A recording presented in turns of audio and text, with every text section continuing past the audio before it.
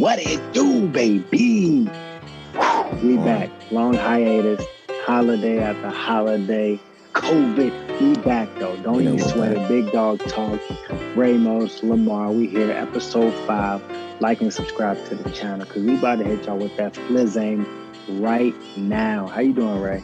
I'm good, man. I think a lot of stuff has happened in the NBA that honestly, man, if somebody gave us a mic, we'd be on the cutting edge for half this stuff. We'd be telling people what trades to make, what rotational makes to make.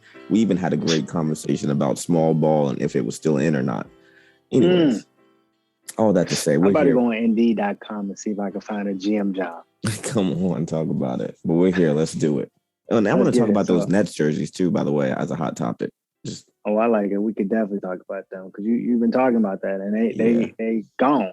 But we're gonna talk first things first. We're gonna talk how can we fix the Lakers? The Lakers woes. The Lakers are old. The Lakers are relying on Bron. Frank Vogel's rotations look like Ray Charles doing our rotations. That part. It's like you go in, you gonna start this game. Like what? The West is finally back to how the West was 10 years ago, where it's a gauntlet. It's tough. You know, it's no longer 3 teams. It's a tough West. Yeah. So, Ray, tell me what you think would be the immediate fix for the Lakers. Because I didn't even bring up Anthony Davis woes. So what's your immediate fix, you think? Immediate fix for me, you can't trade Russ. We know you can't trade him. One, his value is so low. And then 2, it's a hometown kind of buy-in. And that was just hometown kid. It was a bad trade that you did that didn't go the way you wanted it to go. I don't think Buddy Hield. I mean, yes, short term, you would have won you extra more games, but like playoff wise, I don't think he would have been better. So rotational wise, I think it's a coaching thing. I've been against Frank Vogel saying he ain't coach a lick since he dragged him to the bubble. And I thought the veterans dragged him to the bubble. So with that, I think Vogel's an immediate change. I think if we're talking lineup changes, I can't say Pelinka's been making good pickups from free agency. I can't say he has. I mean, I'm not counting Malik Monk. We haven't really seen much of Kendrick Nunn. I like those 2 young guns as like guys for the cheap. I'm talking more about the decisions he's making to keep, cut. Stanley Johnson on another 10-day. And then we're talking about from the top, I think this is more of a Vogel thing, not knowing how to handle that tiff between Anthony Davis and Dwight Howard earlier in the season. They're not talking about even trading him. And what are you going to get for a veteran center like Dwight, like a 2nd-round pick? So I think they need to build it rotationally and then look at free agency. And I'm negligent to what's open in free agency.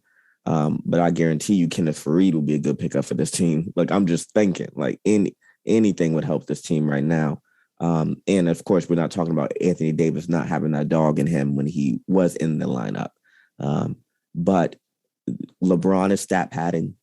Russ can't stat pad, which would help them win games, but because LeBron has to get his stats first. And so there's a lot of box scores I'm looking at it. Russ got 6 points, got 9 points, got 11 points, it's just we know who has to eat. And without AD being there to kind of facilitate and get Russ some extra stuff, it's really like LeBron eats first and I eat last. And Russ is really in his head thinking, and he's not even himself. He's not even playing his game. He's the most valuable player of the league. And he's acting like he's as old as Carmelo, and he's not. He's as old as Harden and KD, younger than KD. So to your point, the coach, I don't agree with firing Vogel because I don't think firing him mid-season does anything for the roster. The roster, it is what it is. Unless Pelinka pulls some rabbit out the hat. I don't think it's about go get Jeremy Grant, and we can. It's about the lineups, bro. The lineups are trash. I don't disagree. So that's why I would fire him. The 12 men that may play, none of them play defense. So it don't matter if we start. Dwight Howard plays defense, so I got to give him props. Dwight Howard plays defense. LeBron has been a Avery Bradley pick and choose. Stanley Johnson. And so those are three Johnson, people but he I gives can us name. zero offense. That's zero Of offense. course, but those three people that are in the lineup even together, like there's no big like Dwight. It's just crazy. No. And I like Dwight because he does give us, but he doesn't give us as much on the offensive end because right now we're playing teams that are literally, if we don't get the rebound, we're getting literally out rebound and then they're gone. Mm-hmm. Like it's literally like the road runner. Maybe like, and they're straight gone. Yep. And layup, dunk, 3-pointer. I mean, we're getting out. Don't even get me started on our 3-point percentage. You know what I mean? And God bless Bron because right now he's playing phenomenal. And it's tough because he's scoring, but they're not translating to wins. And unfortunately, as much as I love Russ, I hate that he has become the total scapegoat of LA. It's rush. Russ ain't the only one not playing defense. Russ ain't the one not doing this. Russ ain't the only one with Russ turnovers. is actually playing every game. He's playing every single game. The only thing I would get on at Russ, the top. Go ahead. The only thing I get on Russ about is just press game. I think press game, I can see more of his psyche. And just the way he talked in Oklahoma City was more like, I'm Hollywood, I'm a godsend. But then you're meek and mild in the purple and gold. But it's because now when you come to the Hollywood, where it's real Hollywood, it's because he's got questions like Magic said this. What do you got to say? And he knows if he says something bad, he said I have nothing to say about that 3 times while saying something. I like that. I like that. I'm glad he said it because he wanted to say something different. He wanted to say something different. If he was in an Oklahoma City jersey, he'd have been like, who's Magic? Yep, exactly. And I think a lot of people learn when you come to LA, it's an aura. Mm-hmm. And you know the aura when you play on other teams and you come to the Staples Center. But when you actually are on that and you put that jersey on, the heat is literally always on you. Yeah. And press conferences are real because as many 34 teams, 32 teams in the league. Yeah. We don't hear about no other press conferences, right? I know. But you'll wake up Monday morning and you'll see what Russell Westbrook said, what LeBron said. Yeah, what the Caruso tweeted. You don't hear what RJ Barrett said. What the Caruso tweeted a couple weeks ago. I did once he came to the Knicks though. But Caruso tweeted a couple weeks ago, he's in a Bulls jersey now. So he said, I never realized how much NBA tweeted about Los Angeles or covered the Lakers until I was not on the team anymore. Because he was getting all the shout outs and the praises. He thought he was headband crazy. And ever since he's been in Chicago, it's like, where's it at?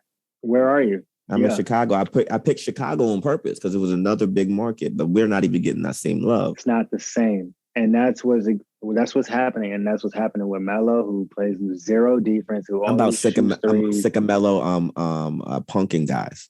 The whole LA punking people ain't working no more. Who was it? Aaron Gordon just stood over Russ, and Russ stood about this. Do something different.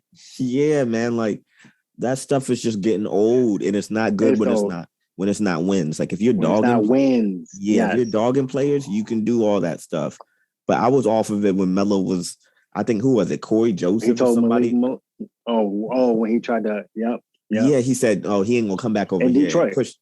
I was like, what are you? And he looked like he had a beer belly then. I was like, Melo, back up, bro. Like you. Yeah, chill out. If you're on the Blazers, you wouldn't be getting no time. You wouldn't be getting no time. That's a fact. So, Bron blessed him. Mm-hmm. But I hope Bron can keep it up. I still think we battle and get the 3 through 6. I think we battle. Right now, we're standing in the middle of the pack. The stat I told you about earlier. Yeah. We haven't beaten a over 500 team in over a month. Yeah. We play Utah Jazz right now. Hopefully they can get a win tonight and get the ball rolling. But I feel like we keep saying it. Mm-hmm. Let's get the ball rolling, get the ball rolling. And I look around and teams are just winning right now. Yeah. Like there's no getting the ball rolling. And if we get the ball rolling, because you remember after the bubble last year, the thing they kept saying was, we'll wait to the playoffs. They'll turn the switch on. That's like LeBron just apologized in a tweet. He know what's up right now. Yeah, he knows the pressure on LeBron. He's lucky that he asked. I'm gonna keep it real with you. We can move on. Mm-hmm. LeBron James is lucky that we got Russ, because if we did not get Russ, every single day they will be going in on Bron. Well, if he didn't get Russ, we would have Ben Simmons right now. True. Possibly. I ain't gonna say true. Clutch would have been the arm. They would have threw in 5 future. That's not even their path picks. They did some stuff under the table. Ben Simmons would have been in a Laker jersey because he wouldn't have left LA if Russ wasn't tied up with his contract. Right. The contract's tied up. So all we can do is keep praying and hope hope Bron keep playing. Hopefully we get to the break healthy. Yeah. If we can get to the break healthy, AD come back and, like you say, turn from a chihuahua to a big dog. Big dog. Mm-hmm. We'll be okay. But if he come back like a chihuahua, oh shit, we getting bounced. Mm-hmm. Bad day. Bad day. So we got an interesting thing. We're gonna go to the Zion talk. Zion has been out pretty much actually this whole year. For sure. And now he's rehabbing, not in New Orleans. Everywhere else but there, where he should be. Yeah. Tell me about, do you think this is a plan to get to New York? Because I will say, that's been your conspiracy that he had wanted to get to New York. I didn't disagree, but I felt like this was going to get dragged out at least until next year. And that's what it's looking like. He's like, I'm not going to play until I'm healthy. And unless he come back in the hyperbolic time chamber, cut off 100 pounds, I don't see him coming back this year. Yeah, I think he's in a huge holdout. I remember we saw, maybe it was in the off season, where there was rumors of him wanting out, and then he dispelled the rumors in a couple of days and said, "No, we're so happy here." My family said a statement, but his family said it. Yeah, Cam Reddish just going there, and Twitter don't lie. To New York. Not with these young guns. Twitter don't lie. So Cam Reddish going to New York. And I'm big on this side of Zion, where I think right now he in shape. I think, like, in shape meaning he could give Oklahoma City some buckets right now.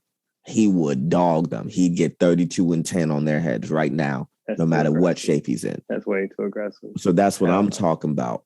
And so I feel like you put that New York battery in his back. Now, is he going to force his way out? We have to see, because if he hasn't played this year, I don't think he'll play the rest of the year, because he has no point guard. Like, Graham ain't doing nothing. He has no point guard.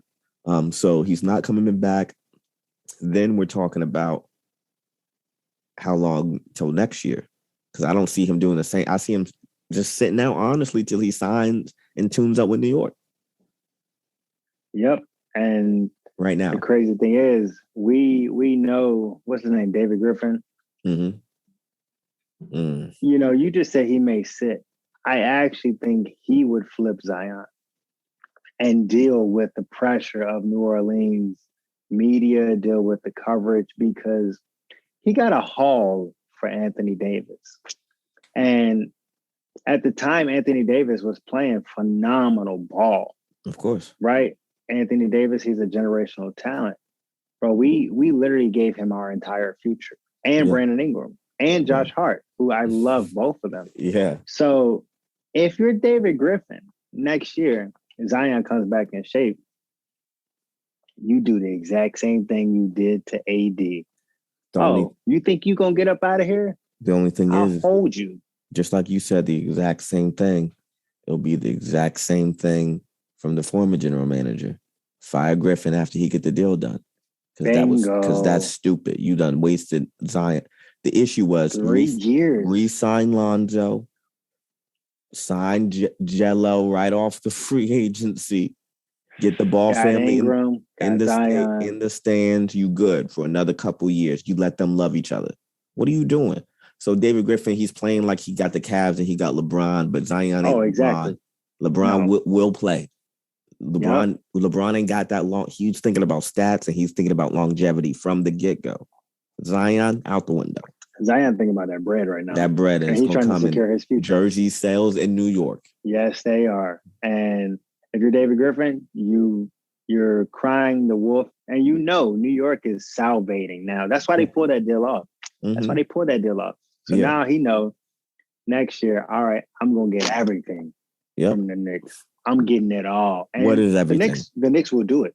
What is everything? Course. He's getting another. You know what he's gonna do? The same thing. You know what? Nobody talked about, and you and I used to talk about this. Danny Ainge with the Boston Celtics had them on. They got like 1,000 picks. Yeah, yeah. And got nothing for it. Nothing for it. Nothing for David it. Griffin, like you say, he's gonna get the same thing for Zion, and then they're gonna say thank you for your services. You just blew it. He's got the door. Yeah, gone. So that's that. What's next? That's that. So Kyrie Irving, we just found out that Kyrie Irving could potentially play home games without being vaccinated. They would have to pay the fine. It's a freebie at the first one, then it goes from 1,000 to like 5,000. Yeah. So the question is circulating: would New Jersey, would the Brooklyn Nets pay that fine now, or would they wait until the playoff games when it really, really matters? Now, before we dive into this, hold on. Go. I'm pissed because the way they treating Kyrie is horrible. Yes. And he ain't said nothing. And that's the beautiful thing about Kyrie. He could have went all different routes. Yeah. He ain't said nothing. He almost said, leave me alone. Yeah, he's letting Stephen A make his career Bingo. off of him. Bingo. And the NBA doesn't have everyone vaccinated. Bradley Beal is literally playing right now. Not playing good ball, but he's playing right now. Yeah. And anybody and their mama can go to the Brooklyn or go to Madison Square Garden and play, and they can't be vaccinated, or they aren't vaccinated. Of course. But you won't let Kyrie play. That's crazy to me, and stop making him the scapegoat. Yeah. So do you think they wait it out? I don't think they should pay it right now, but wait until the playoffs. I think it's a guarantee they pay that. What you think? Just like what you were saying, I think it was a guarantee in the playoffs until KD got hurt. That's a good thought as well. Now we're talking about a week and a half until the fire gets hot. Yeah. And Harden really keeps talking. If Harden keeps talking about possibly leaving, they got to bring Kyrie back. They have no other choice. And so I think pressure breaks pipes. I think this is not a story right now because I think just like you said, they're gonna pay it in the playoffs. The story was the fact that they got that passed. And it's fine. It's like it's Jordan wearing shoes, but whatever. So we'll do that. They'll pay it. But that will be a story is in a week and a half if they are sinking in the standings. They'll bring Kyrie back. You're gonna see that burner go from 1 to 10 quick. Yes, but I want to segue to your thoughts on what I peeped. So I peeped that like ever since Jay-Z bought the Nets and then sold the Nets, his portion, he didn't have the whole Nets. He had a portion. Same thing with Shaq. Right. Shaq just sold his portion of the Sacramento Kings. But ever since that, remember, he did the whole redesign and all that stuff. And this isn't on Rock Nation and Jay-Z. But when KD has come there, it's been in the black jerseys, or even D'Lo was in the black jerseys and all that stuff. But over this whole season, it's been just the blue jerseys, just like really the Nets, New Jersey blue jerseys. And my feeling is because Kevin Durant didn't go to New York Knicks, now for like longevity and 75 and beyond, it's like, okay, you got to think of the New Jersey net greats. You got to think of Jason Kidd, Kevin Durant, Kenyon Martin, Vince Carter. You can't just now have this new Brooklyn Nets. And like the new image doesn't work anymore. It probably would have worked more with D'Lo, but it doesn't work now. What is your takes on that, and have you peeped that? I have noticed that, especially with the jerseys, because I remember when I went to the Brooklyn Nets to see Drake perform there, and I told Trish, I said, "Yo, you see them black jerseys? Because you remember the black jerseys that had like the color on the side? That's when D'Lo. I was like, yo, it was the Biggie stripe. It was like the Fuji stripe. Yeah. I'm like, yo, these are sick. Fast forward to present, it's tough to make an assessment because a lot of teams this year have been doing it, but New Jersey again. The Brooklyn Nets, I think they're doing that. Have been wearing a lot of the blue, but I don't know if it's because of the NBA 75 this year. So could be, but I think I gotta wait till next year. Kyrie's from Jersey, and if Kyrie stays long term, I can see them relocating on the edge of Jersey again. Right there. I don't see them relocating because they put a lot of money in the Barclays. Oh, you keep the Barclays, but you keep it for entertainment purposes now. Oh, you said and just build a whole new again? I don't know about that. That seems a little aggressive. It depends. To rebuild. If depends, but we don't KD know. retire in 3 years, yeah, it's a done deal. You just keep it. Which could happen. Bron in year 19. Don't let it slip on y'all. That's a fact, bro. And our old superstars are closer to the way out than in. And if he didn't have a kid, he'd be out right now. Who? Bron. Oh. He would have retired and came back after he thought about the NFL and then did a Jordan back. But he can't even play those games right now. Yeah, see, he would have went back to, Jerry Jones, can I be the tight end real quick? He would have auditioned, came back in the summer, played with Brady, he did all crazy mobile things, but he got to wait for his son because the league might not let him back in out of bitterness. Right. Oh, that's a good point. That's a very good point. So let's talk trade market right now because we got a lot of interesting trades. We got Jeremy Grant. Okay. I don't think that's who just went to their G League. We have Ben Simmons, who isn't going anywhere this year, I think. Okay. We got Jason Kidd, who could possibly Jason Kidd. Yeah, wow. Where are you going? They're trading coaches now. I'm literally thinking of New Jersey Nets in my brain. Like Richard Jefferson, like I got them all popping in my hair right now. James Harden. THT is on the market. I know you're not a fan of him, but he does give you. I'm gonna tell you this. You know what? We're gonna start right there with THT. Go for it. He has a huge upside. Actually, whoever is the Lakers scout should be the highest paid in the league because we have drafted correctly for the last 10 years. Yeah, and whoever the development coach is should be fired. Should get a raise. Every league. Oh, get fired? Yeah, they don't develop nobody.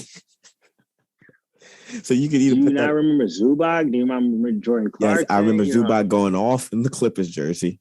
I remember Jordan Clarkson going off when he was traded. I mean, going off production wise. So either the LA Lights are too strong, either Braun is too strong. But I saw Nick Young and all them being a sub 500 team with Lonzo and all them. Trust me, I was looking at Nance and all them. I know the squad, Nance, but they were not balling out like. They played decent enough though. Decent enough to stay. Yeah, I agree. But like. With no star. Once you add LeBron around, it's crazy. It gets crazy. It's too bright. You can't live up to that corner three. You're not Kyle Korver. No, you can't live up to the corner three. So let's go THT. His upside is there. He is a unpolished gem right now. If somebody could get him to learn how to take good shots, I think if they flip him for Jeremy Grant, and he plays beside Cade Cunningham, he's an instant 20 and 10. Instant. I think if they waived Bobo for his lack of training or lack of being in shape, ain't no way THT besides Cade is better than Jeremy Grant besides Cade. I think Jeremy Grant beside Cade doesn't work because Jeremy Grant is a undersized small forward who could play the shooting guard, but his shooting ability is not top notch. Yeah, he's not a shooting guard. Jeremy Grant is 6'9". That's what I'm saying. Which is not not a true small forward because he's a power forward. He does play good ball. He plays power forward, so he's a good stretch. But him and Cade is not a good. Cade is the future. Jeremy Grant they brought 2 years ago. Yeah, one most improved. Jeremy Grant though, you let walk. You don't trade. They paid him. Okay, well, I'm not trading him for a piece like THT. I'm tired of Lakers getting some scraps off $1. THT ain't nothing. Kuzma ain't enough for Westbrook. Kuzma is not enough for Westbrook. I don't care if he's dropping 26 rebounds or 16 rebounds. He ain't enough for Westbrook. That's an MVP. Him, Montrez, and KCP. No, KCP is some trash. Montrez ain't never played defense. Put some respect on KCP. And Kuzma likes to play with the lights off when nobody's watching. So and he balling with the lights off. Cool, but that's not enough for Russell Westbrook. He's the number one 3-point Laker. I don't give a crap. That's because he was buried on the roster because of LeBron James for years. I don't care about KCP being the number one 3-point shooter. You gotta put some respect on his name, though. I don't have any respect on his name. I know you treat him like he who I'm about to say Ramon Sessions. I'm treating him like he's a bench player on Clutch Sports. That's crazy, Clutch Sports. Shout out to Clutch Sports. Rich Paul, baby. All right, so you think THT doesn't get moved? Is that what you're saying? No, not for scrap. Not like I think the Lakers lofty THC. Like LeBron does this thing where he boosts somebody for 2 months and then tries to trade them. Like their value is super high. Yeah. Granted, that's his superstar touch, but THC is not that dude. He treats him like stock. He is not producing all this year at all. So to put him, like Kuzma produced way better in previous years than THC has ever produced this year. And so to put him up there like he's going to trade for Jeremy Grant, it's ridiculous. Well, we would throw DeAndre Jordan in there as well. Keep going. You picked up DeAndre Jordan off of free agency. You can release him back there. Like, what are you talking about? Disrespectful, bro. All right, so let's go James Harden. This is a reach as well. James Harden trade, yes or no? I think it's a no story right now. I think that's to keep pressure on. Because remember what we talked about. I think if I'm correct, the Nets have his bird rights from the Rockets. That means if he walks in free agency, he can only get max like $178 million, but the Nets can sign him max $220. Now they can go lower than that, $200, still be good for him. Now, I don't see if he's traded, they get his bird rights. That's the only way it works in his favor. Now, Philly, for what? Kyrie and Ben Simmons is asinine. I know Kyrie's really a shooting guard, but nah, he can still play point if Harden has a James on that he could play, but he can't do that with and Ben ain't gonna play the power forward for that team. They got too many power forwards. They got like 5, and they keep making them all play center. It's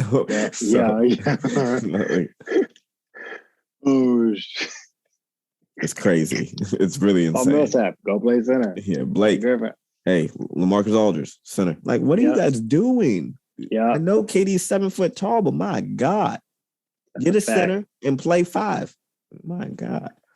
So what team needs a trade to get them over the hump? Because right now, what I'm thinking, a team that needs a trade to get over the hump would be like someone like Golden State. I think right now, they're in a slump. Unfortunately, they're in a slump. And they have a lot of guards. And unfortunately, when they do get beat up, they get beat up down low. Yeah. And it's all cute and it's all polarizing during the regular season to, of course, put up a bunch of points, shoot up a bunch of threes. But as we've seen the Rockets do that in the past years, when you get to the playoffs, when you get to the second round, when teams are clamping up, playing D, you need a big man down low. And I know you don't like James Wiseman. I'm not high on James Wiseman, but I need to see something from him. Not personally, or he got to go. You got to ship one of them. So that's my thing. This is when we have to start calling the front office to a forefront. You got Andre Drummond. You got Andre Drummond in free agency getting grabbed for just $1 million by Philly. You got they need big men to grab boards and defend. You got McGee running to Phoenix. You got Cousins. I don't mind bringing Cousins McGee back. Just chilling back there. Like, I know you don't care, but you draft Wiseman when you have LaMelo. Gary Payton's great. Trade Jordan Poole. I don't care. Trade him, bro. And I have friends that love Jordan Poole. Like, I have friends that get courtside tickets to Jordan Poole. I'm not big on his game. They got one too many guards. You got to pick one. They do have one too many. Ship Jordan Poole with Kuminga out of here. Somebody needs to get somebody huge. Yeah, it's just really bad, and it's all on the front office. It's all on the general managers saying they were light years ahead, and they can't fill out a roster. You can't fill out a flipping roster. So let me tell you this: if they win, they need someone like a Ball. Of course. And guess who was there? His daddy. And guess what they haven't did? Papa. Scooped up Bol. And me and you know, because me and you, GM, you just thought about it. I've been thinking about this whole time. I've been like trading Bol on 2K. Been like, yo, give me Bol. Like with the Warriors, like there's no reason why Bol shouldn't be over there getting more minutes. Yeah, but like the Warriors are their general managers. They just getting money. They just chilling back, ain't doing no work. Just like Frank Vogel. Disrespectful. Again. Both of them are the same. Yeah. I'm starting to call the front offices to a forefront. Stop holding the players accountable. Why you put these players next to each other? Let's give James Wiseman a chance to come back and see what he can do. But if he gives me 10 and 10, he stays. He won't give you 10 and 10. Looney that's not enough. Go. That's not enough this to stay. This man is 90 years old. Looney can He gotta go, bro. He's actually like 27, bro. He's really young. I know. Also, though, he does nothing. To answer your question, who needs a trade to get them over the hump is Philly. Me and you talked about this before the show, bro. Like people think Embiid's great, but Embiid's only great because you just gave a big man the green light to do whatever he wants. It's literally like saying, "Hey, Shaq, hoist up as much threes, do Euro steps, take it full court. It's your team." Because we're pretty much, bro. So they need to trade Ben. I don't care if it's for Bradley Beal.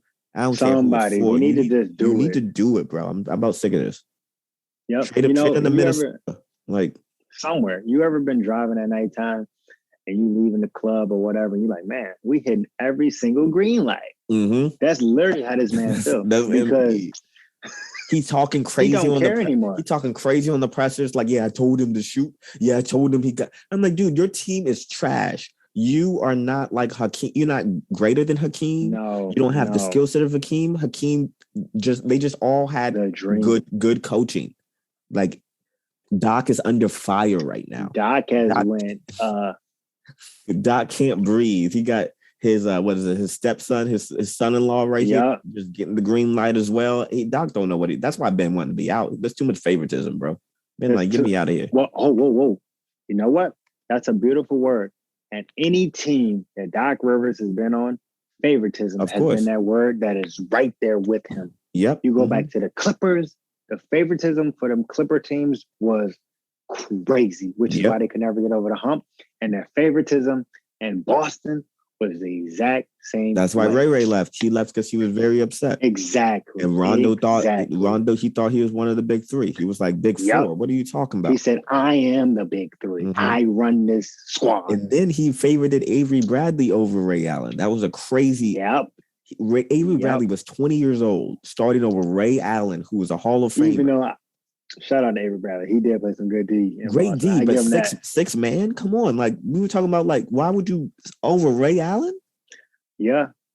Crazy.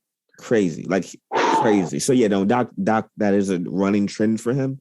Mm-hmm. But he's been real quiet. And I'm about to, like, yo, if you ain't going to hire me for that GM job, I'm about to start holding the mic to these guys. Yo, Doc, talk some more in the presser about what you said about Ben and why he ain't coming. Yep. Stop saying, oh, no, you understood it, right? No, we didn't understand it. We all thought it was wrong. We didn't understand it. Yep. So it's getting hot in here. So let's go right to the hot takes. Go for it. Miami Heat finally getting everybody back healthy. Do you see them making a run for that top 3 spot and staying there? No. Jury's out on the Heat, meaning top 3, maybe, by record, but not by impact. I mean. Meaning, they're not a weighted top 3 seed. When they get in there, Jimmy, their fake toughness is shown, i.e. the altercation with Jokic, i.e. the altercation with... Man ain't been back since. Ain't been back since. The altercation with Anthony Edwards. These guys have been showed to be fake tough guys. On top of what you just said right there, he just said this week, ain't nobody really trying to fight. I'm trying to hold my money. So why y'all acting fake tough? Why are you even saying that, Jimmy? Yeah, because you got fake goons on your squad. These new gen goons, they really. I know they about to like. You saw Ja tonight. Ja said, yeah, but Ja, chill out. You won't about to do nothing, bro. You're 100. You have Steven Adams, and next time people ain't gonna let Steven Adams stop that because they're gonna see the playbook. but that was the first time it caught everybody off guard. Like, he lifting somebody. But and the ref didn't even do nothing. He was just like, okay. I know these young goons are different though, and I think I think the Heat aren't going to be a weighted 3rd seed. So maybe by record because Boston playing like some trash. But oh god, they did come back today. Congrats! They came back today and won. I know they came off rocky because Boston Celtics. You know what? Let's go next hot take. The Boston Celtics. Yeah. Somebody got to go, and we've been saying it for 3 years. We've been saying it for 3 years, and it's so late now. It's so late. Yeah, it's almost late because you're not going to get that much for either one of them. When Kemba's trade stock was high, you pay him. Why is Brad Stevens still in the front office? I'm going for the front office this whole episode. So Brad Stevens gets a coaching promotion to the front office, and the Celtics when he couldn't do nothing with the squad. Still trash. So they've still been trash. So I'm thinking the problem is Brad Stevens. So, anyways, if you trade someone, which they would trade Jalen, even though I think you should trade Jason. They would trade Jalen. You should trade Jason because you get the most for your money. And Jalen, I think, is that secret dog. Now, granted, even if you flip Jalen, who you going to flip him for? You ain't going to get Dame. I know. Anything less than Dame isn't somebody that will help you. Correct. You need to flip him for and unless you pair all three of them with Ben Simmons, and they're not going to take Horford no more, and that's the only contract that works, it's not working. Ooh, if you're Brad Stevens, now you get in your bag. You said, look, we got 1, 2, 3, 4, 5, 6 picks. Yeah. I might need to call up Philly and make a deal happen. That's the only way. And you just I don't mind that. Actually, I really don't mind that deal. But they don't want Horford again. Pull it off. They don't want Horford again. That's the only money that works. Nobody wants Horford. No. Nobody wants Horford. He's 67 years old, bro. I know, but if the Celtics were going to keep him, they could have kept him and never let him walk and let his stock still be high. But cheaper price. Cheaper. He didn't want no cheaper price. That was the issue. Okay, let's go LaMelo. LaMelo Ball. What about him? Future Hall of Famer. Yet to be seen. Okay, that's a fair assessment. I'm glad you weren't a prisoner at the moment. I'm not a prisoner at the moment. I think the stock would have helped if he was in Golden State. Being with those teams, facilitated all that stuff. He's having fun now. He's having fun. Everything's all over the place. You know, he hasn't really honed into stats yet. He hasn't honed into scoring yet. He's having fun. He's not a strong finisher. He'll just be laying it up. He hasn't even worked on finishing yet. So in Golden State, they would have been working on all of that more, giving him a role, and you would have saw him flourish and maybe have 30-point games. Here, he'll just stop and be like, I got 12 assists, 24 points. We winning. I'm cool. And that's it. Throwing up under the legs, missing it, even though you're losing. He needs pressure. And the only pressure you get is if Lonzo would have signed there and all three Ball brothers were there, because it would have been box office, or if you get a big free agent, which they're not going to get. Pressure comes when he leaves in 3 years and goes to LA. Bing bong. Yeah, that's not happening. Next hot take. Julius Randle. So obviously, I got a lot of New York friends who love the Knicks. I love Juju myself. They are fed up with him because he won't go with the right hand. Did he do this? Yeah, the leadership is the problem. And he did put that post out that he's working on it, and he want to win. I get that, and I rock with his mentality, But that's New York. That it is what it is. They got them rough fans where you've been losers your whole life for what 3 decades? Y'all been losers, yeah. And for whatever reason, you have one good year last year, and now you're like, oh, we need to taste that again. Yeah. What's up with the Knicks? Because the Knicks, Tibbs is low key not as good as people used to hype him up. His time is gone. And they don't play defense either. They can't shoot threes. RJ Barrett needs the green light, but Tibbs won't give it to him. Mm-hmm. What you think? Okay. Well, I think what you were saying with Tibbs has his superstar that he's always had in his locker room, and that's going to always be a clouded veil in front of his eyes. Derrick Rose. So the fact that he even chose Alex Burke as a starting point guard is asinine to me. I think Tibbs is a culprit. Not that he can't coach a team. He did great with Minnesota. I think he'll do good again. You know how long ago that was, though? That's crazy to think. That was a long time ago. But right. You said Minnesota. Minnesota, not Chicago. I'm thinking Chicago. Yeah, and then he was assistant with Doc and the Celtics when they won. So he's a great coach. It's just New York Lights as that head coach. We don't need you, bro. And then Julius Randle. There's certain players that don't. You said it last year. You say he's a B. That's what you said. And I said B plus. You said B minus. Oh, definitely B minus. But I think there's certain players that can't they can't take the heat in the kitchen. Devin Booker's one of them, and he don't even get it that much. You saw how he answered the Kobe question. I know. Like he in Phoenix, he don't even get it that much, and he's cracking. He cracked with the mascot. He cracked in the summer league. Like he's cracking under pressure, bro. And Julius has shown me that. Now we haven't seen that before because we thought you in LA with Kobe, you're used to it. Now he comes here and you're responding to the crowd. You got to have more of the NB thing. Yeah, man, I know I suck. Yeah, man, we'll be better. Yeah, man, I love this city. That's what it's all about. You can't go at the fans for booing you for being trash. When you have literal like celebrity stars in your arena night in and night out. This is Madison Square Garden. So you're not just booing like, fans in Oklahoma. You're booing like people that got more cachet than you, people that are believing in you. It's like enough to be paying extra ticket money. It's like booing Los Angeles in Los Angeles. Like we would ask to ship you out. Oh my goodness, bro! Like not even us. Like somebody ever did that. Genie would ship have you out. Gone. You would be gone. Yeah, so it's like that's what I'm kind of thinking about.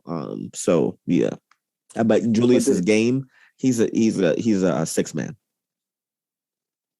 Ooh, I would never put Julius as a 6-man. He's definitely a starter in this league, but I think on what team? All the other fours are so good. All the other fours are really good. You swap him and Jaylen Brown. Oh God. You put Jaylen Brown right now in New York and you put him with Jason Tatum. Chemistry's jacked up. Chemistry's already jacked up. In both spots. Jaylen Brown and Barrett, same. They do the exact same thing. But at least Jason and them came in together. You get, nah, that don't work.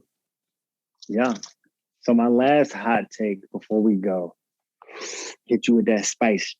Go for it. The Clippers. Kawhi Leonard could come back, won't come back. PG tore his elbow, had an MVP season so far prior to that. He was balling. I ain't gonna lie. He was absolute. Jump shot looked wet like water. Yeah. But now the Clippers are looking outside. Should we make the playoffs or should we tank? Yeah. That is the big question. I hope they don't tank. If they tank. Ooh, you don't think they should tank? No, I think if you take this season, I don't see the Clippers coming back. Like they weren't gonna be back. Into competitiveness. Like they were at least gonna, if you had Kawhi in them, you can scare them this year. You can get something.